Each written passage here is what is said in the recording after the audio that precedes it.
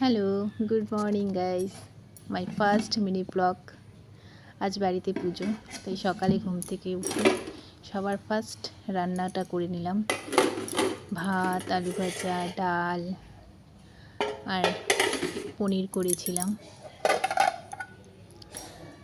এখন প্রচণ্ড বাইরে বৃষ্টি হচ্ছে, একটু বৃষ্টিটা কমলে ছাদে যাব। একটু কমেছে বৃষ্টিটা। ঠাকুরের বাসন নিয়ে ছাদে চলে এলাম।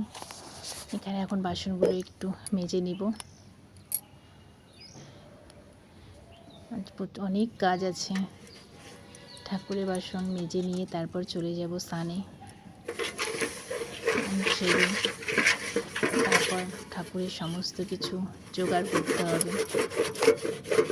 আমার স্নান হয়ে গিয়েছে, এবার চলে এলাম ঠাকুর ঘরে। সমস্ত কিছু জোগাড় করছি।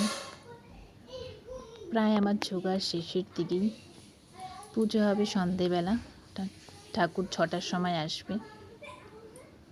সন্ধে হতে চলল, ঠাকুর মশাই চলে এসেছে। এখানে পুজো শুরু হয়ে গিয়েছে। আমি আর আমার হাজব্যান্ড দুজনে মিলে পুজো করছি, বাড়ির পুজো।